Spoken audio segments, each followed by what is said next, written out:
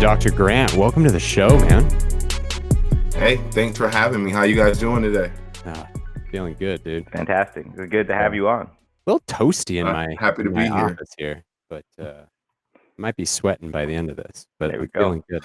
All right, so first question. It's the only one that comes prepared, but I am excited to ask it based on your current work.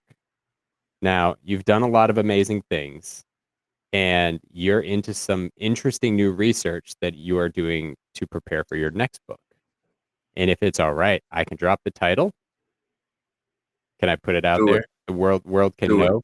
White on white crime, old lies in contemporary times. So we've talked a lot on our show. Maybe not a lot. That might be a little overemphasis. But we've talked quite a bit about generational influence, generational trauma, but we haven't gone down the path that this book looks to explore. So I have it's two parts, but I'm not going to ask it in two parts. Let's start with, can you summarize the research? Because I certainly don't want to explain it poorly, and talk a little bit about what it is that you're studying right now, and let's get into that conversation. No. Again, guys, thanks for having me today. It's exciting to have this conversation. I love your platform and what you guys are looking to achieve, and I think this conversation is so apropos for what you guys are doing. White on white crime, old lies in contemporary times is kind of a reflection on how we look at the history of people. And what I know is that, when we first learned about intergenerational trauma, we were looking at the children of Holocaust survivors. There were these therapists in the 60s who were like, why is my whole caseload filled with children whose parents survived the Holocaust? And then they began to discover that the experience of the Holocaust lived with these kids, even though they had not experienced it. Fast forward 50 years, 100 years, not 100 years, fast forward 50 years, they did the same research on indigenous people across the world, and their experiences with colonization. And they've determined that a lot of what we see with First Nations people today, with the, horrible outcomes related to alcoholism, school attrition, substance abuse, and the real dangers going on in their communities, is connected to their intergenerational experience with European colonialism, right? We've done that with African American people. We've done that with a variety of groups. There's this whole set of research on immigration trauma for Asian Americans and Latinx Americans, how it lives across generations. But we never seem to talk about how white people were impacted by those same times and how white generations have been impacted. And I think we're doing ourselves a huge disservice by not having that conversation, because that conversation is what results in what we saw at the Capitol on January 6th, right? Yep. And so what the research is saying, what I'm looking at right now, and it's kind of new because most people are not applying this developmental type framework to white people, because we've been trained not to. We've been trained to have this threshold of normalcy that is white, and everything else is gauged against that. And so it's rare that people will dig into a layer of research that says, okay, what if white is not normal? What if we approach whiteness in the same way we approach every other thing and not use it as this kind of standard rubric? And that's what I'm doing. I'm saying that white identity is not and should not be considered as it is. And where I'm starting is the demonstration that white American identity is grounded in the oppression of others, meaning that when European immigrants arrived on this land, they weren't white, they were German, they were Irish, they were Polish. They became white through a process. Now, that whole piece of research is well articulated, well documented. Lots of people have written about that. But what we haven't talked about is, what happened to Ishmael as he began to throw away his culture? How did he raise his kids differently to fight any sort of affinity to their culture? And what does that mean? What does it mean that the 11-year-old girl, when she came home from school, her dad was like, pack a sandwich. We're going to chase down some black dudes and hang them from trees and set them on fire, and you're going to watch. This If you think about that today as parents, you guys have daughters, like, you know, really like think about that for a moment. Like you coming home and taking your daughter to watch you murder somebody and hang them from a tree. We don't talk about the fact that that little girl is now the age of a college student's grandmother, and what that means for America today. So I want to talk about those intergenerational lies of white supremacy. And now that these young centennials are not living in that world, what does that mean for the engagement between a centennial and a, you know, Gen Xer or a boomer when their 15-year-old daughter is sitting at the table like, dude, you can't say that. You can't do that. That's not okay. We're not having that conversation. So I want to have that conversation. One of the biggest frustrations for me post Floyd is in conversations I've had with white folk contemporaries that say, "Oh, well, it'll be okay. The kids will fix it." And it's such a frankly lazy response, and it pays no respect to the fact that like what they're learning is coming from you. So if you don't work to improve, then why? Like they're going to be damn near a carbon copy. So this is amazing work that you're. Thanks, man. I'm excited about it. I've heard that a lot. Like generations need to die off in order for things to move. But it's like, but how how do you think we got here? Like, yeah. It's I heard an analogy once. I was watching a college football game. It was Bama was playing, who knows, and the quarterback of the team, they were showing like kind of his lineage. His father was a Bama quarterback. His grandfather was a Bama quarterback. And as they explained that, they showed a picture of him in a crib with a football and a Bama little knitted sweater. I was like, oh shit, that's how racism happens. Like basically little kids are in the bassinet with like a little KKK hoodie. Like it's invisible, but it's there. Like it's taught just like that. Oh, you're going to be a quarterback. And he knew nothing else. He didn't have a choice. And if you are better than them. And if you feel an instinct to not, and you resist, all of a sudden, I mean, you see it often, you know, that single sibling that leaves and breaks, or, you know, the family ties go away or whatever, but everybody else stays together because family matters and family is important, and that impact. It's so I have a lot of questions, but I want to start with like what inspired this. First of all, what's the hypothesis and what inspired it? The hypothesis is that white people are impacted by, no, I guess a hypothesis has to be set inside of a question. Are white people impacted by intergenerational trauma? And if so, how?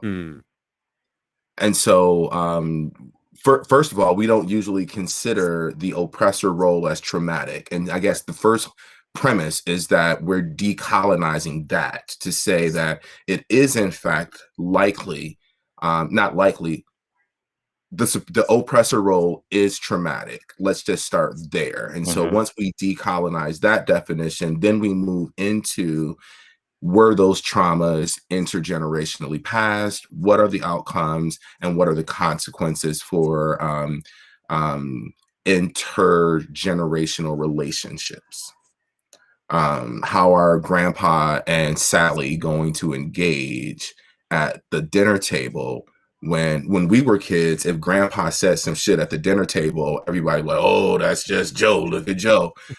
But the 15-year-olds today are not standing for it. They're not okay with it. Hey, they started out questionable with the Tide Pod thing, but they came back around when it came to racism. Well, I mean, I think it's so good. Every time I hear Tide Pod, I think Gronk. That is a problem for his brand. It's interesting because then you think about this past year the last couple of years with the bye bye boomer sentiment, right? Like, I'm not sure if you're familiar with it. but Marginally. yeah, the millennials, the young millennials, Gen Zers, Gen Xers, or really, had this, you're an antiquated generation. I am no longer acknowledging or utilizing you. Which And has it its own became this problems. generalization that is very much that premise of we're not tolerating it anymore, but at the same time, we're also Well, but intolerating it, right? it's also assigning it to age. Like Yeah. racism doesn't have, you don't have to be old to be racist. Nope. Why do we because if I could run through my brain, I do it a little bit. A little bit. But why do people seem to couch racism in an age bracket kind Different of thing? generation. It's a different time. Yeah. You got to It's find a easier to way to blame other it. them for the problem than me? Yeah. Or? Yeah. Yeah. You got to other it. You got to other it. So Gen Zers are looking at Xers saying, you guys don't have it right. Gen Xers are looking at blah, blah, and you don't have it right. And so, yeah, everybody, if you can other it, you can abscond yourself from the full responsibility to fight it. It's kind of like, if you old people got it right, everything will be okay, while young people are still throwing microaggressions all around and don't get that next level of depth. And so everybody has work to do, no matter what generation you are in. So it kind of seems like this work could give some permission, some grace to white folk to let go of the fragility and say, like, you're damaged too. Like, I'm not the only one that is hurting from this. It turns out you are too. Let's sit down and like heal together. Well, here's the thing, and that is a part of the goal.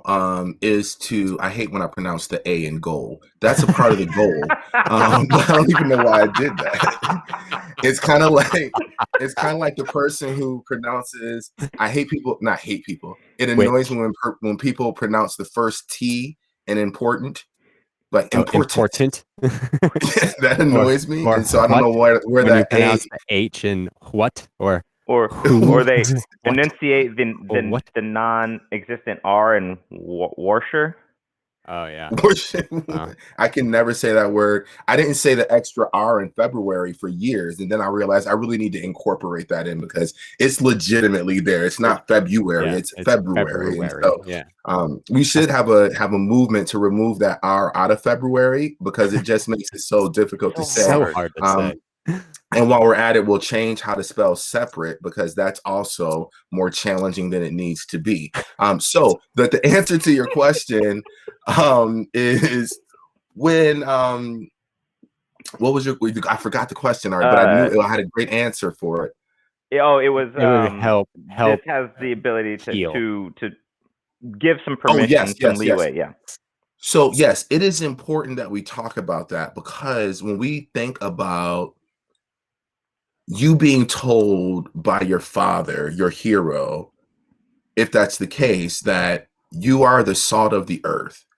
And then we know that right now, as of 2019, every single children's book that was published in 2019, rather, I don't have the stats for 2021, but every children's book that was published in 2019, 50% had white children as the primary lead characters.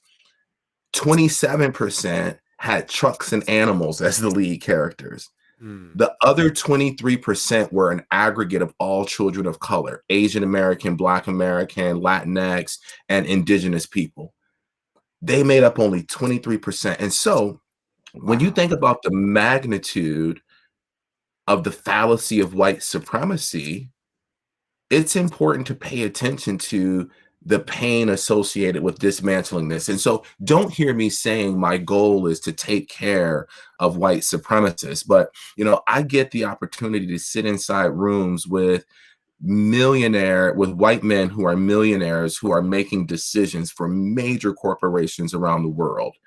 And I get to help them understand how their fragility is being operationalized. And now with the research that I have, I'm also able to demonstrate this has been a lie inside your world for the last 500 years. Not only do you believe it, but everybody around you has made you to believe it too. It's kind of like the Truman Show. And now all white people in the Truman Show have reached the end of the ocean and they're knocking against that big bubble that they were in. And they're like, holy shit, We're really not genetically better than everybody else. For everybody listening, something that became acutely aware to me as a father and kind of highlighted my own experience, Netflix at Christmas. Look at who the actors are.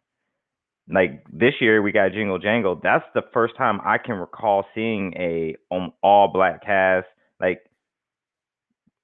child's movie at Christmas and children's movie.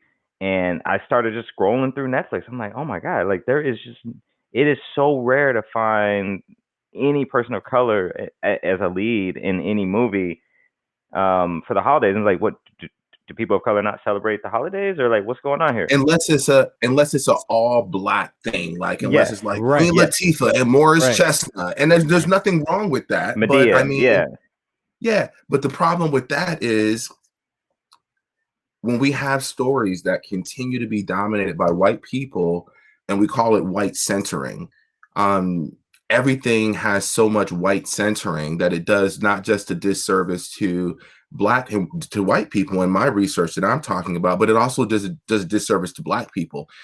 They did an assessment about the number of stories in books where black kids are hiking or swimming or doing things in nature. And they've built this correlation that demonstrates because kids don't see themselves in literature doing those things, it impacts their affinity to those things. And so there's so much work to do, and we minimize how the ecology, there's this theorist who I really ground all my work in, Yuri Brofenbrenner, and it is the bioecological model of human development that talks about all the different systems that we exist in at any given moment and how each of them impacts our development in a different way. It's a really important model to pay attention to. So I've put this in as a two-part question. I literally have said I'm going to stop doing two-part questions, and I have for a while, and then I've done it twice in this episode, in this conversation. So I'm going to ask it as a single part. So to not hide this in a two-part question, what was your inspiration to look into this? Well, so I'll give a two-part answer. I'll give a selfish answer, and I'll give my my life's purpose answer. So I'll give my life's purpose answer first, and then I'll end it with my answer. And so when I look at how this world is moving forward, I don't feel like we are adequately representing everybody consistently. And I feel like we consistently move forward with the deficits model for so many different groups, and we just act like we're not seeing white people do what they do. And notice, when I'm talking white people, I'm not attacking white people, I'm attacking white supremacy and the individuals who participate in its perpetuation, most of whom are white. And so, but that's not meaning that all white people participate in it. But I'm saying this to say that there's an awakening and a reckoning that needs to happen. And if it's going to happen effectively, particularly according to the theories of ecology, we have to address it from all ends. If white people continue to buy into and perpetuate the fallacy of supremacy, the fallacy of their supremacy specifically, we're never going to be able to get past this. And, we have to be able to be honest and say, white people have been told throughout their generational history that they are better than other people. And contemporary American white identity is grounded in a hierarchy that must be flattened and broken. Otherwise, white people are going to continue to meet with disappointment that is oftentimes operationalized in rich, and I want to be safe. So that's the world professional reason. Now here's the Donald reason, and both of them hold similarly equal weight. Sorry, what'd you say? For me, it broke up. Well, you said operationalized in what? It's often operationalized as, I think I said in violence, and so how the white supremacy is operationalized in violence, and I want to be safe. And so that was another part of that kind of research lens, professional angle. And I also look to always consistently contribute something new to whatever canon I'm contributing to. And so if it's the children's world, I want something new there. If it's the adult world, like my first book was something that had not been researched before, and I wanted to do that.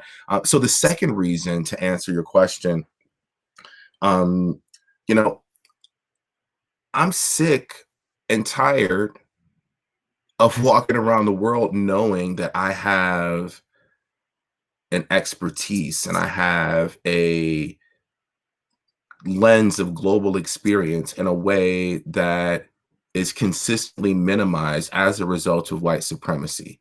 I'm sick of white dudes walking into a space automatically believing that they're better than me simply as a result of group membership that they had nothing to do with getting into. I'm sick of that shit. I'm sick of it. And so, it's not a way to demean white people, but it's a way to level set and say, dude, you are no fucking better than me or my son. And you need to stop believing that, because I'm sick of sitting next to you looking at your air of arrogance on your assumption that your lack of melanin provides this layer of superiority. And so we just need to get rid of it.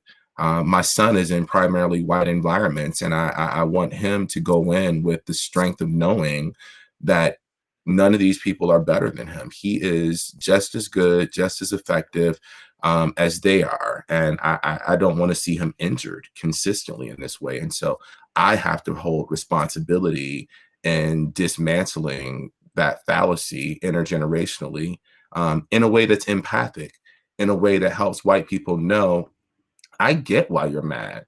I'd be pissed too. There are two tied observations. Now, I'm going to try and make this as less of an edit and more of a coherent thought, but I'm going to explore it here. A couple of things happen in what you were talking about, and something triggered in my mind. There is a common dialogue, generational dialogue of immigrants who came in the last 3 to 4 generations, right? Italians, Irish, my grandfather, my great grandfather, my father did not have it easy, right? We changed our last name. We didn't say it the Italian way because we got discriminated against as well. What that storyline does is it ignores the generational subjugation of minorities, in particular people of color. And it tries to create a false equivalency because of individual negative experience, right?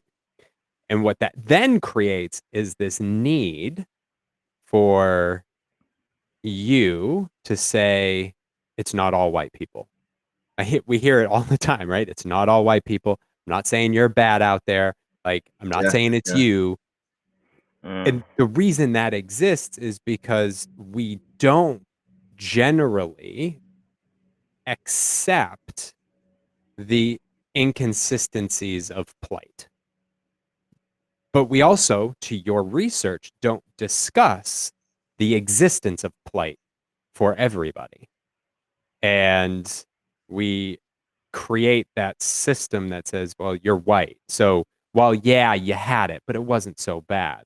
So I think what's interesting about your research, tying that entire thought together, is there is I think, a place where it can help get rid of that discussion, right? And kind of normalize, like, yes, you have trauma too. So let's talk about it so we can talk about this, and then we can all get to the table and be better for our going forward strategy rather than having to argue and quibble over who had it worse. Kind of, sort of. Yeah. Kind of, sort of. Okay. Not exactly like that. I'll just add a couple of pieces of reframe to that for the discussion. the discussion on trauma for me is not about creating white sympathy. It's more about saying face up to how face up to the etiology of your behaviors. Is less about, okay, we know that you've been traumatized. It's kind of like, because right now Hollywood's going to take care of that for us, right? We're going to see this slew of white compassion films, right, that are compensating for the dismantling of white supremacy. And so my research aim is not that at all, to provide this lens, right? I don't know how many people saw Hillbilly Elegy. It I talks have about, chosen not to watch it, but yeah. it's actually a great film. Is It's a it? wonderful film. Absolutely. I believe that Glenn Close is going to be nominated for a Grammy. Well, no, she didn't sing. An Oscar for the film because she disappeared. The casting director will probably be nominated for something. A wonderful film. The reason I bring it up, though, is because as we watch the dismantling of white supremacy, white people are going to need something to hold the void in the container. And that's going to come in this space of white sympathy films. So you got Hillbilly Elegy, Nomad's Land is coming out soon, I think. And you're going to see this whole I parade mean, Green of Book in a way. effort. Yep. Revisioning the story. So you're going to see this fill that void. And so I just want to be clear that my research on the trauma of white supremacy is not to level the playing field to be able to say we have all experienced trauma, because what we know is that at each equal strata, when you create an equivalent for socioeconomic status, we know that racism is embedded heavily in those spaces. And we know that white folk are still being told that, yeah, you're poor and they're poor, but your poverty is way better than their poverty, and you are way better than them. And so I will always acknowledge that there are white people who have been in foster care, who have had experiences with domestic violence, who have had abuse. Like, those are all, unequivocal. I used to work in oversee foster care systems here in LA County. And so I've seen every group of people engaged. And so let's say foster care, for instance. Foster care doesn't discriminate. There's kids in foster care everywhere. But guess what? Foster care does discriminate, because Black and brown kids are aging out of the foster care system at a disproportionate rate, meaning that they're 18 years old and nobody's ever adopted them. We don't have that problem with white kids.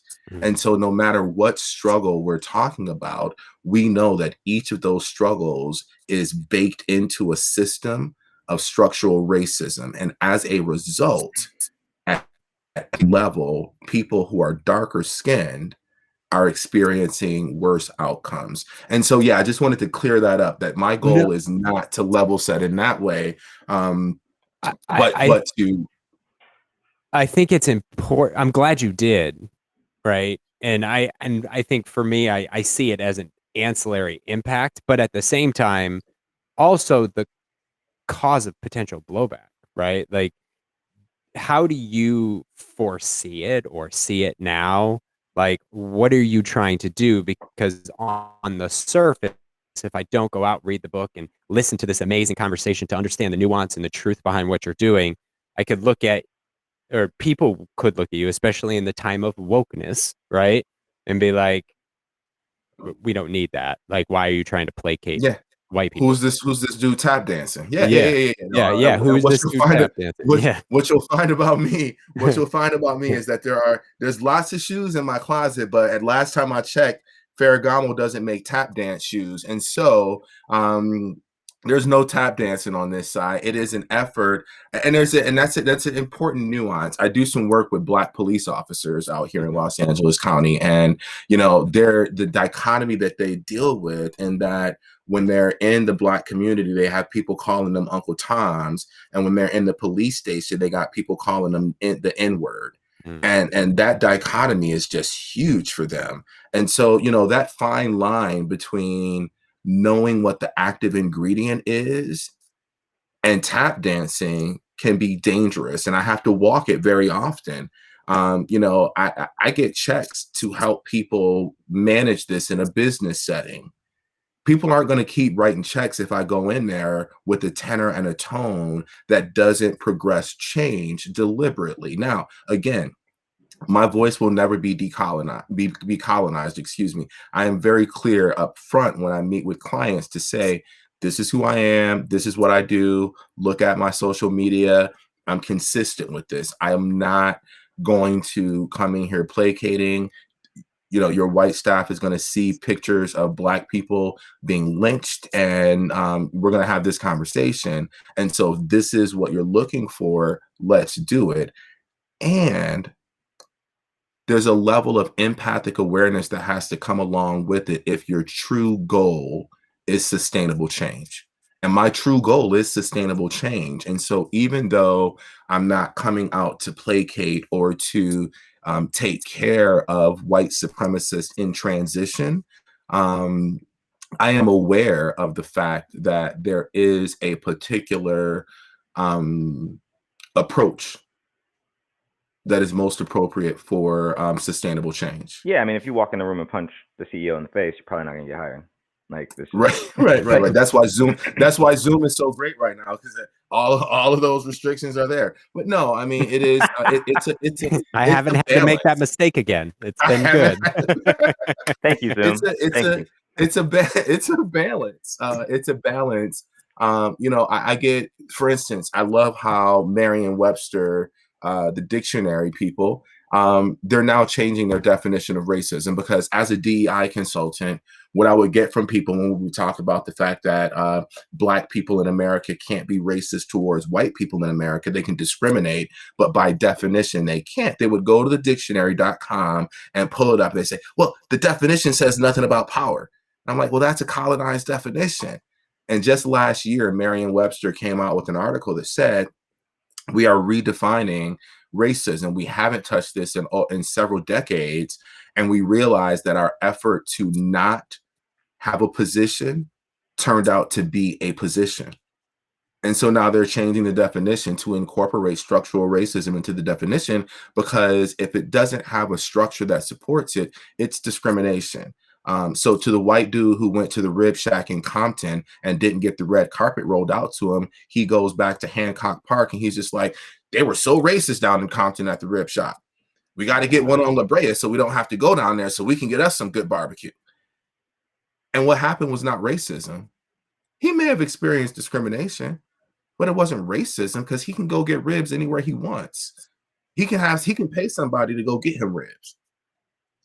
Beastie Boys. Oh, the Beastie Boys experienced racism when they tried to enter hip hop. No, they didn't. They were discriminated against. They were certainly discriminated against. But the Black people in hip hop didn't have enough power to stop those 3 Jewish dudes from getting a record deal. They would have gotten a record deal no matter what. That's the difference between racism and discrimination. And I need people to understand that. And so I have to present it in a way, and it's funny, there's certain things we can't talk about anymore. And so I'm going to frame this like, there was this great character on TV. His name was Cliff Huxtable, Dr. Cliff Huxtable. And there was this one episode of the Huxtables where he was talking to his son, and he was talking about delivery difference. And he said, what's your favorite meal? And he told him whatever. And he's like, well, what if I serve that to you on a garbage can lid? And it's kind of like, okay. So it's not about like sympathizing and holding hands. It's about, if my kid's not eating vegetables, I might, blend the cauliflower up and put it inside of a fresh baked chocolate chip cookie so they get some cauliflower. Maybe that should have been my life hack answer for the earlier session. Vegetables and food is my jam right now. Man, you can say so much. I don't even on the idea of tap dancing, and I don't really subscribe to it. But I think you're always gonna. I mean, there's always gonna be people who think that, regardless. I mean, that's just kind of their job in life, is to point at the people in the arena and say they're doing it wrong, but they're not doing anything. Have you ever read Black Bourgeoisie? Bourgeoisie. You have yes, I have it here. It's next up on my list, but I've been in the abstract and really just trying to understand like how a lot of what you're talking about, like how it's affected middle class blacks in America, how they've been colonized and how they are attacking and attacked by other black Americans. And I think that kind of plays into this. Oh, well, you're an Uncle Tom. Oh, well, you're too black. Like there's this get put in this weird middle place where it's like, nah, like I'm actually trying to move this forward. And that Yeah.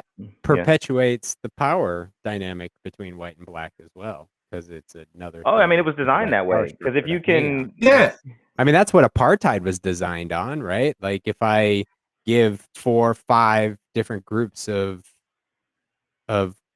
black people and say you are this, and you are this, and let them fight amongst themselves, even though they're 70% of the overall population, the white people can maintain the power, and that's how it was designed in South Africa, right? Well, this is all grounded in white supremacy. I mean, we have to be clear about that. Like the separation of different groups within groups is all designed by white supremacy to maintain, this business continuity model. And we do have to look inside those spaces to, break that apart. I mean, I think it was Outkast who was just like, is every nigga with dreads for the cause? Is every nigga with goals for the pause? No. So don't get caught up in appearance, right? And I think, Aquemini.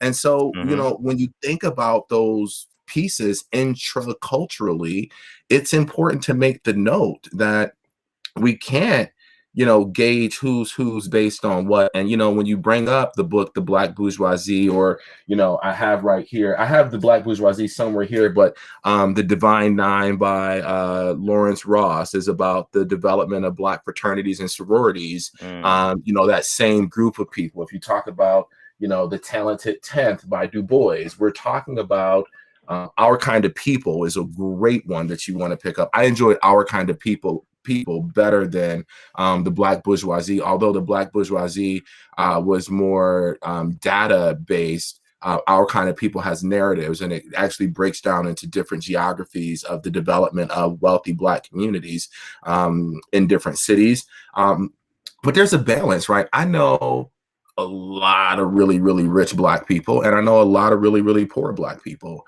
And the really, really rich Black people I know, they're all invested in making the community right. When we think about like these elite Black organizations, like the our fraternities and sororities, and I'm in a Black fraternity. I'm a member of Alpha Phi Alpha Fraternity Incorporated. My dad's an Alpha.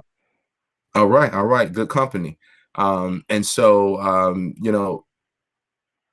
we're doing things that are, even though we're associated with this kind of talented 10th that Du Bois described, most of us are doing stuff in communities. You have to remember, when we're looking at HBCUs and some of these elite people, these are the individuals who are making change across the nation right now. I mean, Vice President Kamala Harris is a member of Alpha Kappa Alpha Sorority Incorporated. And, in spite of me going to Hampton University, she's a Howard graduate, a major HBCU. And so, we have to be careful with allowing that trope of white supremacy to create this division and divisiveness, such that we don't honor the contributions of people from every single layer of our communities. And don't get it twisted. Like, we see this in other communities. Like, if you look at the Asian American community and you dissect them across different cultural origins, you find that lighter skinned Asian Americans are doing far better than darker skin Asian Americans. And so cultures like Cambodian and Filipino, who are stereotypically darker than those who are Korean or Japanese or Chinese, you see hugely disparate outcomes. Cambodians and Vietnamese people are not doing as well as Chinese and Japanese people. And so we have to pay attention. The idea of whiteness has permeated everything. I mean, I'm a big fan of anime. So in the in Japanese culture, you can see the preference towards lightness in the character decisions and the drawing decisions for characters in anime. And this Of back course. to the Yeah. beginning of anime. Yeah. And then I was talking to my buddy who's Chinese. He's like, oh yeah, well, like that's really prevalent in Asian culture, the colorism, because for one thing, like there's a poor factor. Like if you were out in the fields working in rice paddies, you That's would what they be say. darker, right? Like, Yeah. and so there was this Yeah. colorism thing happening, almost a caste-ish system Yeah. Yeah. that's put upon the more melanated, the more colored. And I was in China last year. It's a very monolithic culture. I spent 2 weeks. We were in Shanghai and Beijing, and you see it like it's palpable because it's such a monolithic culture. You see the colorism very clearly. Yeah, I think my it's mom and real. sister experienced it. My mom lived in Taiwan for a year. My sister was with her for 6 months. My sister is about my complexion. My mother is very close to Keith's complexion. So, Mhm. and they were in what was a rural city in Taiwan, which had like 600,000 people. Like it's crazy. But like they were treated differently, just on look, right? Yep. But people just don't know. Yep. It's real. You mentioned a couple times I think 3 or 4 times now. You said empathetic awareness. What do you mean by that? Well, a lot of people go around and they talk the language of cultural competency. None of the work I do is grounded in cultural competency. Competency connotes an ending point. Like you can become competent in statistics, you can become competent in chemistry, but because of the infinite permutations of culture, one can never really be competent in culture. And so I use cultural empathy as a framework. And my goal is to make it such that people are learning through a context of empathy building and not just content delivery. And so, I work hard to weave in stories such that people can get things, across generations. So if I'm in a room full of women and I'm talking about anti-Black racism, it's critical that I bring up examples from the Me Too movement and male fragility to help white women fall into the framework of understanding their white fragility. And so when I say I say things like, oh, when we were at the beginning of the Me Too movement, you'll hear a guy say, I'd love to tell Jane that that's a pretty dress, but no, that's sexual harassment. I'm like, no, that's your male fragility popping out because you can give an appropriate compliment if you got rid of some of the toxicity. And so I have to give examples like that so Mhm. that white women are able to build an empathic bridge or an empathic pathway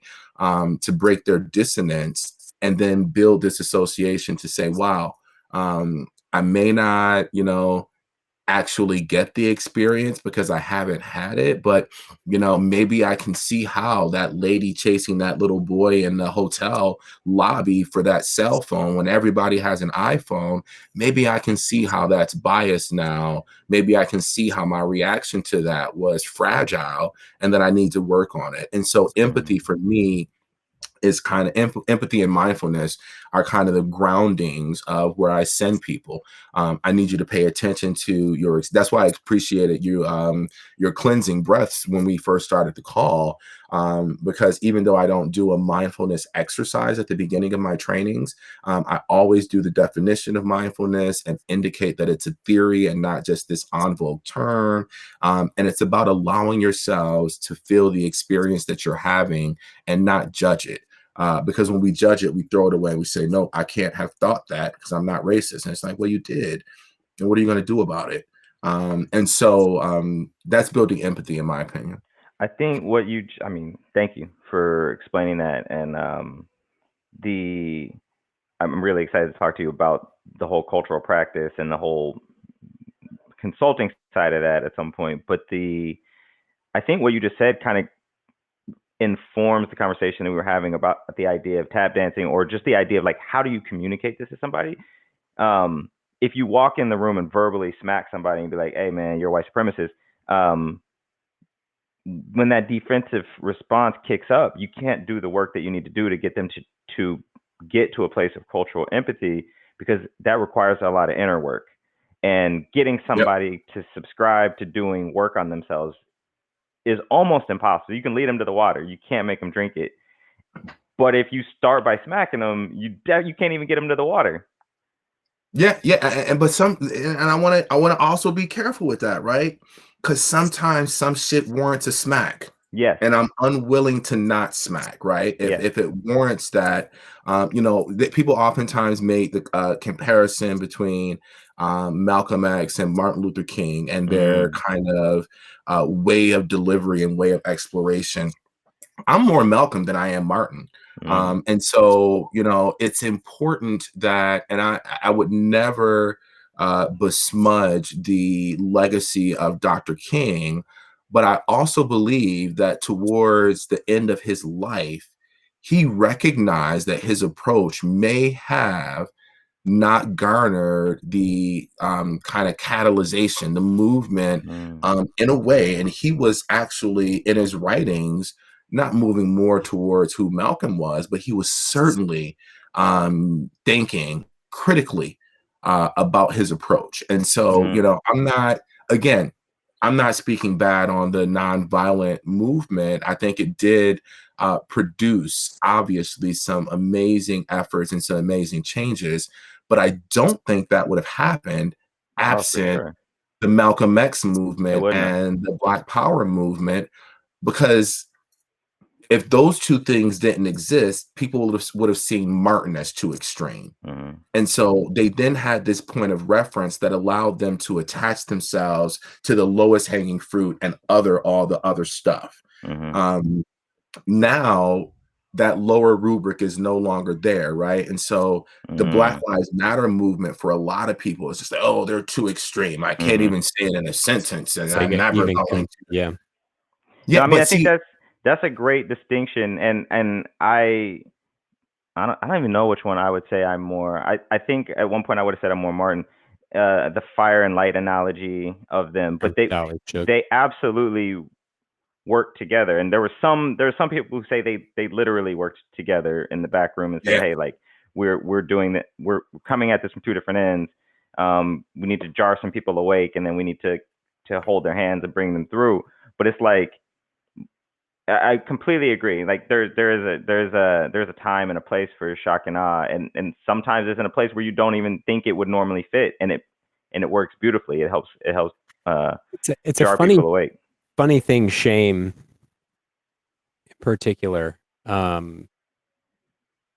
wouldn't call it my driving motivator to change for others, but sometimes it's necessary. I'm often reminded, I was on a bus in Chicago.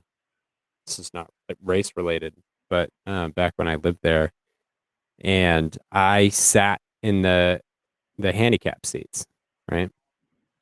Right at the front of the bus. It's full. It's a morning commute. And this blind guy with a cane gets on the bus, and I didn't even think about it. Like, I mean, this was 15 years ago or so. I didn't even think about it. I was just like, okay, I hope he's okay, right? And this woman across the aisle looked at me and this guy next to me, who was about my age at the time, goes, "You two should be ashamed of yourself, right? I'll get up then." Now, to your point, Rodney, my instant reaction is fine, get up, right? Like you got two legs. I didn't say this out loud, but it's like, okay, that's cool. Like you do your thing. Now, in the moment, that was the process to which she chose to embark, and I would have been totally open to a much more ice conversation, but at the same time, or light conversation, but at the same time, after that, I never sat at the front of a bus again. Like, I don't even sit on buses. Is completely changed. I don't sit on buses no more. I'm done with buses. Wait, so but I certainly won't sit in a seat. And the point being is, sometimes it's necessary to affect change. It's not necessarily the only way or the first way, but it does need to exist, or else it's just going to tick down the road, and nothing's going to change in a material way. What do y'all think of this? I've heard it said that shame is not an effective teacher, but guilt is. What do y'all think about that? According to Freud, they go hand in hand. Shame and guilt are part of the kind of same level of experience, and I think that they both bring about a lot of harm.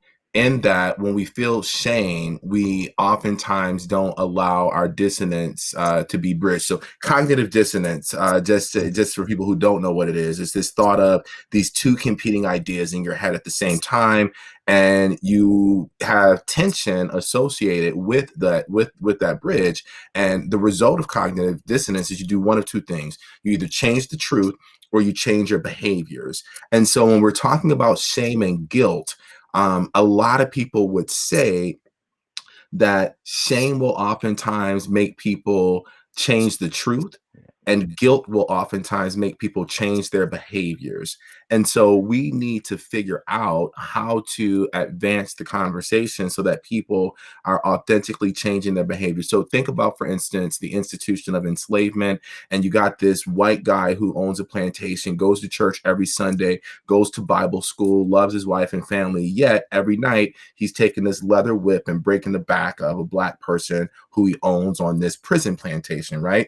He has dissonance. He's saying, I am a kind, God-fearing human being, yet I am taking this whip and beating this slave until his back opens up and bleeding everywhere. Mm-hmm. These two things can't be the case. And so we knew that planters were feeling such shame, as was the American South, that they, instead of changing their behavior, which is what guilt might have compelled them to do, shame compelled them to change the truth. Now, what was that truth that they changed? We're better. Humanity. Yeah. They said that this Eugenics. person who I'm beating is not even a human being. Right. And that just dismantles and the law, the tension. Constitution, right? Like You had to do that in order to solidify, to codify the new truth. Of the tension. Yeah, to codify the new truth. That's exactly right. And so, in order for me to help white people eliminate all tension associated with the maintenance of the enslavement of Black people, I have to institutionalize their dehumanization. And that's what happened, so that white man could still go to church, love his wife, and rape the Black enslaved women and beat the men and cut their feet off when they escaped. And so that dissonance, that shame, has created an institution where today in 2021, a police officer can kneel on my neck as though I'm an animal because of the shame of the institution of enslavement that resulted in white superiority, or the solidification of it. Mm-hmm. And so, and I think that full circle leads back to the reason for the trauma, book again. Yeah. That we're not paying attention to the fact that there were legitimate strategies employed to maintain not just white supremacy, but people of color inferiority. And if we don't honor that, we're not going to be able to truly work to dismantle it. There's it goes so deep as to even, Keith, I heard you say eugenics a second ago. I would say if I asked 10 Americans on my street what they know about eugenics, I would guess that 30% of them would say, oh, doesn't that have something to do with Hitler? Many of them don't know that it started here and was like apartheid, even. Like all those systems were built on this system and how we do it and how we're racist. And eugenics was built on the ideas here. And most people don't know that. Like we've rewritten back to the whole changing the truth. We've just rewritten the history. It's like, well, no, the Germans were bad. They were horrible. Yeah. There's like that happened in like 1940. Like this shit was going on way before. Way before.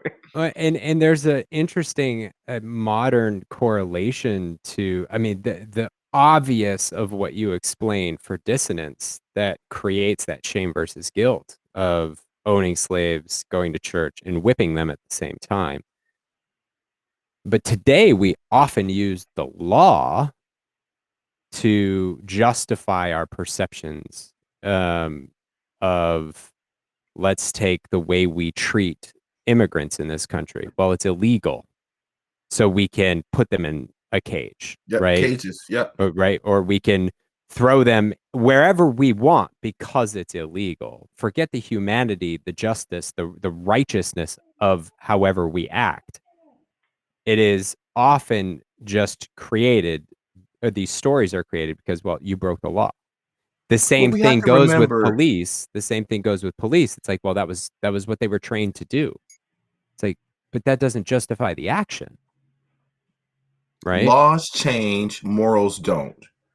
And so, as long as we can be grounded in the longevity of morals and humanity, the laws are going to change consistently. And, when we pay attention to kind of what you just described, and, how this lives today, America had a business continuity model. Think about Blockbuster. I always give this analogy of Blockbuster. Those who are old enough to remember Blockbuster can remember walking there. through the aisles of Blockbuster. Did you work at Blockbuster? Yeah, it was my second job. Yes. So, we will walk through the aisles of Blockbuster with our partners or whomever and, spend hours, get 5 movies, watch one, forget to rewind the other one, and, pay $35 extra when you got back. Somebody came to Blockbuster and they were like, listen, there's going to be a time where you're going to be able to watch any movie you want from your living room. Blockbuster was like, no, everybody's going to be walking through these aisles forever.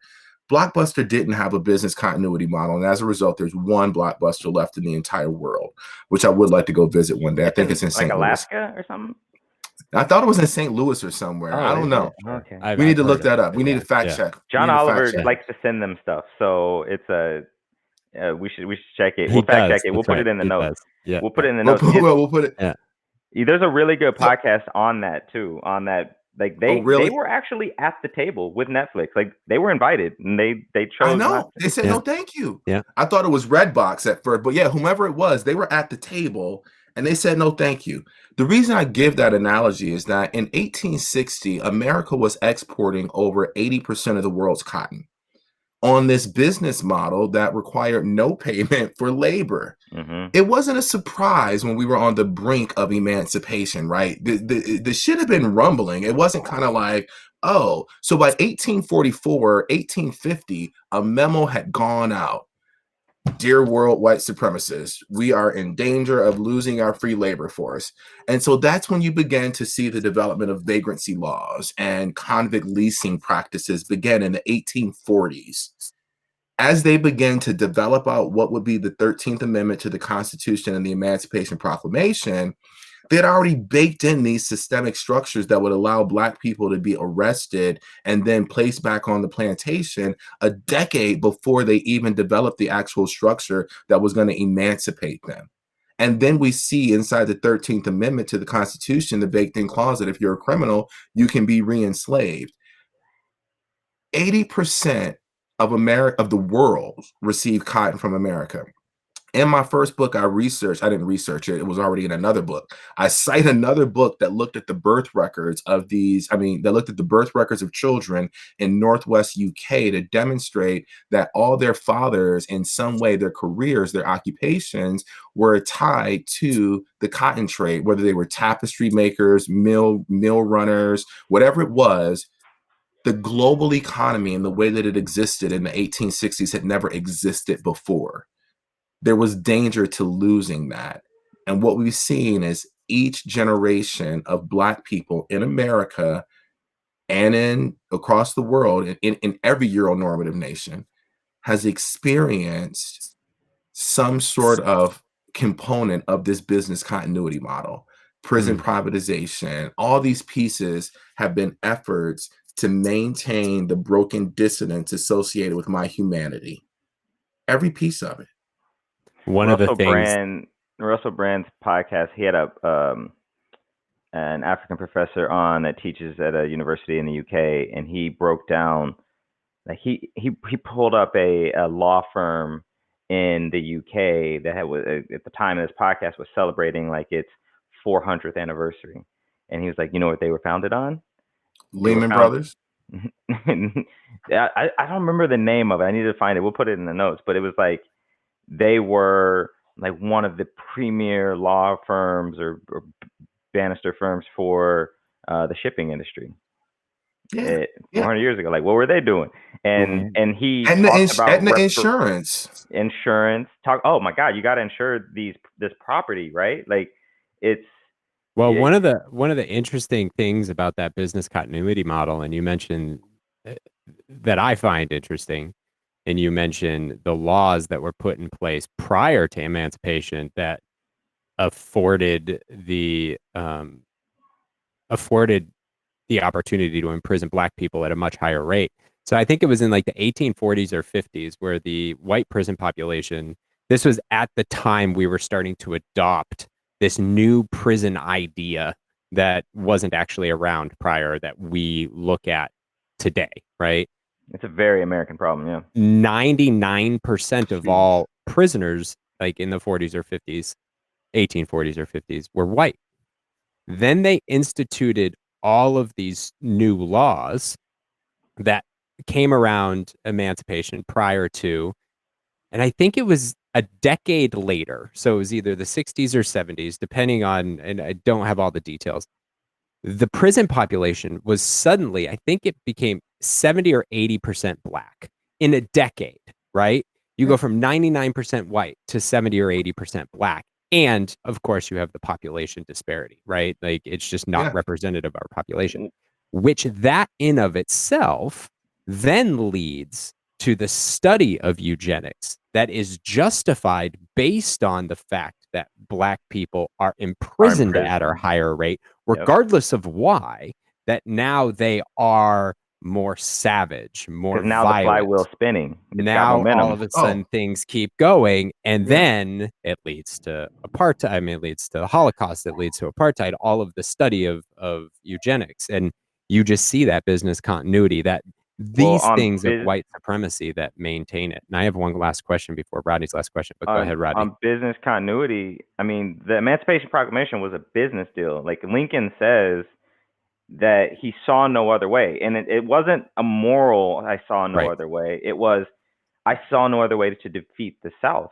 They have this free engine that gives them unlimited cash. We can't beat an army that has an unlimited cash source.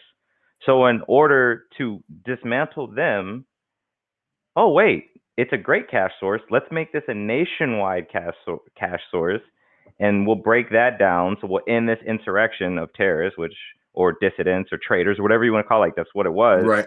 And even though it's not remembered that way, awkwardly enough, there's still a they lot have of pride statues in everywhere. There's still a lot of pride in it. Yet, and they lost. And they lost, and they were traitors.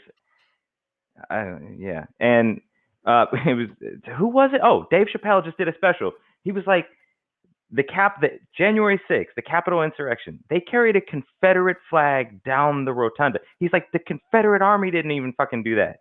He's like, like, are you serious? Like, we have gone very far. We have gone very far afield. But yeah, it was a business deal. Like this whole, like you're saying, business continuity. That's the perfect word for it, because it fits the ethos of America. And that's, people hear someone like me attack capitalism, and they're like, well, you don't like America. And I'm like, well, yeah, kind of, because it goes hand in hand with the ethical problems that we have in this country. Yep, 1,000%. I'm curious because we're gonna go a little. We're gonna need you to come back for more. We're gonna need to talk. I'm down. This is a great conversation. We talked to zero about your background, who you are, which is normally like our MO, but like this conversation and your knowledge of it all. But I'm curious to know, before we get to our final question, for the purposes of the nuance of the conversation about your research. Like, what's your research showing right now? It's showing that there was this one scene on in Ghost where Whoopi Goldberg came to Demi Moore. She was like, "Girl, you in danger. We in danger." That's what my research is showing. And it's funny that is top of mind, because I oftentimes use that as when I'm talking to Hollywood people in that industry as one of the examples of the magical Negro trope that is utilized throughout film and what that means. And, I always say, oh, and she was literally the magical Negro in this. And, so I talk about like Sidney Poitier and how, you never see any of the important things that they care about or that they love. It's just kind of like their entire goal is to support the goals of the white protagonist in the film. And right now, that's what I'm seeing in the research, is that the goal of the world right now is to support our white protagonist, is to support this kind of stage play that has been created and curated. Just as Isabel Wilkerson says in her book, it's a caste, not like in the Indian caste system, although that's what she references as well. It's a caste, and we've all been structured to play a certain role.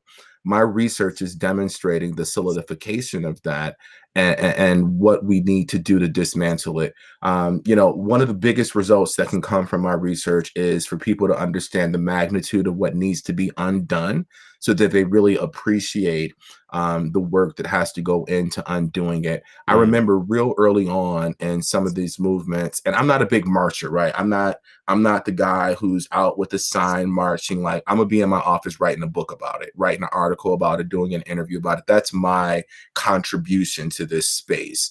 But I was saying all that to say was that, when you look at how all these things kind of fashion themselves, how they play out in the world, thinking about how we fit into this space, thinking about the work that's required to undo it is critical, because we have not honored the magnitude of time that has gone into curating what we're currently in.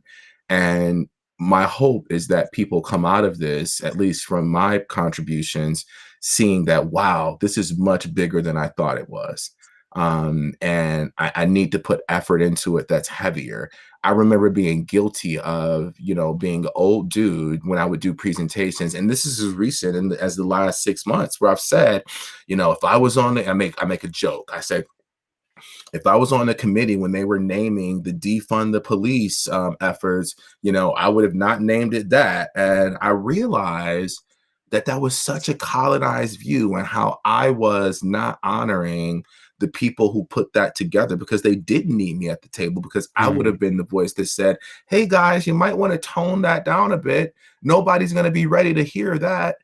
But we've been begging for this shit for generations. And suddenly, defund the police is having systems be dismantled and reimagined all across the country. I saw a video of a little girl 2 weeks ago in Rochester, New York, being maced by police officers. Her parents had called the police had called emergency services because she was having a mental health concern, and she was considered a danger to herself or others, which is the language utilized to deploy mental health professionals out. But police officers came out, and I watched this little Black 9-year-old girl handcuffed in the back of a police car being maced by adults. And so even me, with all the knowledge and research and information and cadence and unafraidedness, if that's even a word that I have, fearlessness, I still sit in a space where my mind is colonized, and I say things like, well, I would have never named it defund the police. That's me and my academic privilege and my financial privilege and all this other privilege that I have. When I walk out my door, yeah, I'm in danger of getting fucked up by the police, but not as in much danger as people who live in over-surveyed communities, like that little boy who was 18 years old walking home from his job at Walmart in Texas and got arrested, or the other dude who just got shot and killed by the police in September down in Orange County for jaywalking. And so when I think about how even me, with all this knowledge and all this experience and all this information, is still in danger of spewing colonized language by saying things like, well, it shouldn't be called defund the police. And now I'm like, hell yeah, it should be called defund the police. Look at the catalyzing movement that has occurred, where in 5 years from now, when that family in Rochester calls about a concern with mental health, armed police officers are not going to be deployed to their home to deal with their 9-year-old daughter. Mental health professionals or social workers will be there. That's what defund the police is about. Yeah. And I feel bad that I, in many ways, have said, why are you guys doing that? Well, Baldwin And now I'm talks moved about to a that. space where I'm able to say, yes, that is appropriate. Push this shit. Baldwin talks about that. We're all, I mean, when white is the norm, when we're all susceptible to thoughts of saying white is the norm and acquiescing, and the whole magical Negro fallacy is a whole bar. I don't know how many times I've said in panels or talking to white execs in the tech world where I live, I am not a unicorn. I'm actually, amongst my Black engineering counterparts, I'm mediocre. Like, you just like me because I know how to navigate and not make you feel too bad about yourself. But like, I'm an okay engineer. There are there's way lots more, of us out there. Lots. In fact, there's a national organization of amazing Black engineers. NSBE, check it out. I used to be the treasurer. Rodney's T-shirt for that. That I used to walk around with. Well, man, listen, I've got like that whole 9 more things I want to talk about. So, like that whole thing, we need to talk about another conversation. We do. Like, but oh as my this God, research so goes, because I think I just love it, the complexities of it, why it matters, all of that. I'm excited when that book comes out. Need to read it. And I want your current. I'm gonna get your current book for my daughters. I'm glad. Like this moment, there are some obvious edit moments. For sure. That will be easy to, because man, like we should just do this live. That's another thing. So we're at time. I want to say we have one last question, but first, thank you for indulging this conversation without getting to know you as a person. Like we're supposed to. But at the same time, we kind of did get to know you. Like I actually, one of the things I wrote down here is like, I kind of named you Fire and Empathy. Like you have this like Tina Marie and Rick James. Yeah, like you have this calm. Yeah, it's almost Baldwin-esque / Du Bois. Like you very much you know the data, you know what you feel, you know your experience, you know what's happening, you're researching it, you can articulate it with passion, and yet. And probably because I'm another Black guy, like I'm not picking up angry Black guy vibes. I'm just picking up the dude who like, let's get this fixed. Like let's go get it. It speaks to what you said at the beginning. I'm the type of person who give me 7 bullet points and let me get out of this meeting so I can get focused on my stuff. Yeah, it's like and the empathy. I don't know. Like I appreciate you. I do too. I'm excited. I'm Method Man. I'm Method Man, not ODB. Like, I mean, the Wu. There's a lot of personalities in the Wu-Tang, and you know, I'm more Meth, a little Ray when I need to be, but you know, you got to do it. I'm more RZA, but genius. I'm behind the scenes with the composing. The last question. Given this amazing conversation, what do you want to leave this audience with to think about as we wrap this? I would love to leave this audience with a call to action. You know, really to look at what it is in each of our collective spaces that we're able to affect change in. And to be honest about how you experience otherness, how you engage it, how you approach it, because that's the only way we're going to meet true change. I want you to be able to acknowledge when you see me, you thought I was going to steal your purse. Like, I need you to be able to say that to yourself. You ain't got to say it to me, but you got to say it to yourself. I need you to say when that person cuts you off in traffic and you roll up next to him and you looking like, I knew it was you. That you had a racist thought against an Asian American or an ageist thought against an old American for whatever stereotype that fits in. I need people to begin being honest about their bias so that they can address it. You know, I'm flabbergasted by my white friends when we talk about our sons, and I'm like, yeah, you know, when they're old enough to hang out, you know, my son is always going to have to get a receipt from every store that they go in. And like, oh, why is that? I'm like, because he's going to be the one accused of shoplifting when he's out with all of these, all of his white friends. And, you know, I need to minimize injuries. And so my work is selfish. I want the world to change. But to be honest, I just want my son to be able to develop in a space where he experiences fewer injuries than I did. And I'd invite your listeners to participate in a world where you make it such that the little girls in your life grow up in a space that is more safe than what their moms grew up in. The little Black kids grow up in a space that is less racist. That little LGBTQ plus kids grow up in a space that's less homophobic. That kids with different abilities grow up in a space that facilitates opportunities for them to thrive. So that's my goal, and that's what I'd like to leave people with.